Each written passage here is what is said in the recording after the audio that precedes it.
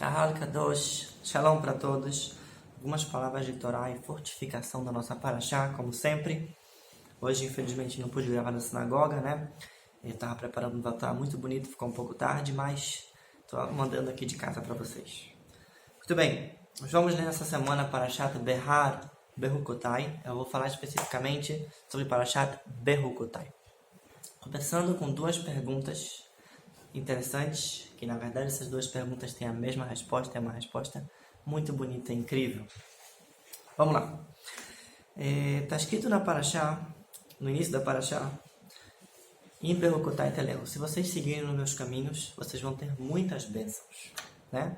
E aí a Torá enumera uma série de bênçãos que a gente vai ter, nossos inimigos vão cair, saúde, brahá, parnassá, etc, etc. E no final, o que está escrito? E eu não os abominarei. Hashem está falando que ele vai dar pra gente um monte de coisa boa. E aí ele fala no final, eu não vou abominar vocês. Por que ele precisa falar, não vou abominá-los? Muito bem, deixe essa pergunta de lado. E agora nós vamos para outra pergunta. A continuação da Parashá está escrito o seguinte.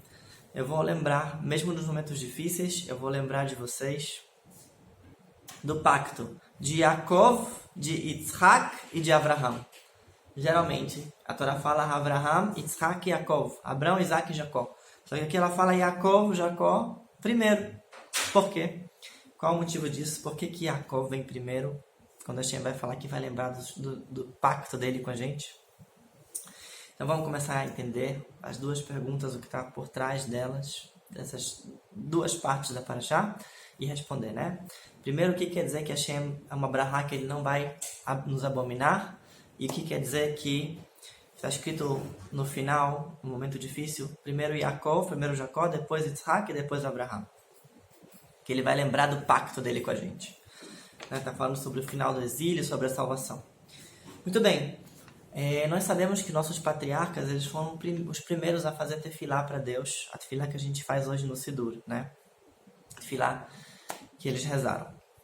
Abraham Avinu, ele foi o primeiro a rezar de manhã, Shaharit. Yitzhak foi o primeiro a rezar de tarde, Minha.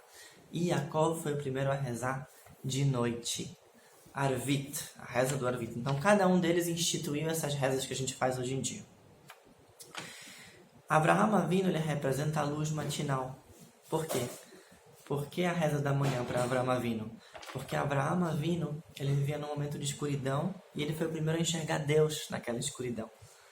Ele foi o que trouxe luz para os outros, ele foi aproximando as pessoas, ele foi ajudando, difundindo o nome de Deus no mundo. Então ele representa a luz no meio da escuridão, a manhã, né? A luz que vem do sol e ela amanhece e ela enche de luz, né, toda aquela escuridão. Então esse é Abraham Avinu. Yitzhak, quem era Yitzhak? Yitzhak, ele já teve uma vida um pouco mais difícil, né? Os povos na época dele já tinham mais resistência contra a crença dele em Deus. Teve uma vida um pouco mais turbulenta, mas ainda assim ele continuou seguindo a linha de difusão do judaísmo, difusão do nome de Deus, assim como Abraham. Então ele seguiu o curso dele, então representa a tarde, ou seja, a continuação da difusão da luz, já com outro nível de dificuldade. Mas a vida do nosso patriarca, Jacó e Yaakov Avinu, foi uma vida muito difícil, foi uma vida muito amarga. Problemas em casa, com um irmão muito difícil, depois teve que fugir, soldado cheio de inimigos o tempo todo. Dificuldades com o sogro, né? Na verdade tio, que depois virou sogro. Depois teve que o filho desaparecido, depois foi para o Egito. Vida muito amarga, muito cheia de dificuldades. Representa a escuridão, Arvit. O momento que as coisas que a gente reza quando está escuro, quando não tem luz, quando a gente não enxerga tudo que está acontecendo. Pois muito bem. Vamos agora responder nossas perguntas. Está escrito, quando a Hashem fala nas Brahot, que ele não vai nos abominar. Por quê?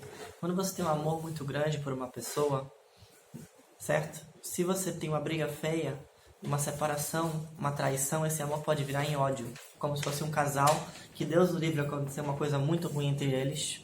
E aí se separaram se divorciaram e aquele amor enorme que existia virou ódio. Então, quanto maior o amor, maior pode ser o ódio se houver uma quebra naquela relação sagrada.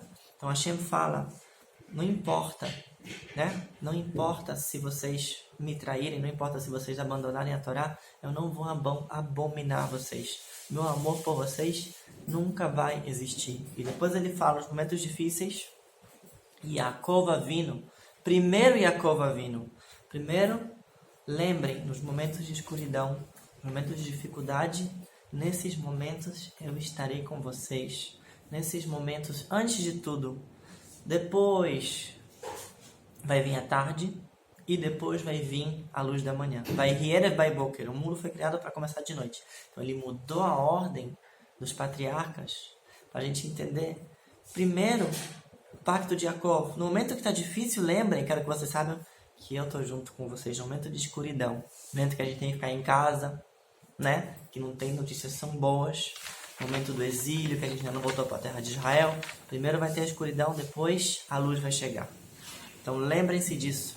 É por isso que está escrito nessa ordem diferente. Porque o primeiro momento da escuridão, e Hashem quer que ele saiba, mesmo que a gente pecou, mesmo que a gente fez coisa errada, abandonou ele, em primeiro lugar, o amor por ele nunca vai, por ele que ele tinha pela gente, nunca vai se transformar em uma coisa ruim, nunca vai abominar, sempre vai ter brahot, mesmo quando a gente não seguir ele, e ele promete, mesmo nos momentos de Rosher, nos momentos de Yaakov Avinu, que ele vai continuar com a promessa que ele fez pra gente, com o nosso pacto, vai continuar cuidando da gente. Então a gente tem que lembrar, no mesmo momento de Yaakov Avinu, no momento do Arvit, de Rosher, dessa promessa que a gente fez.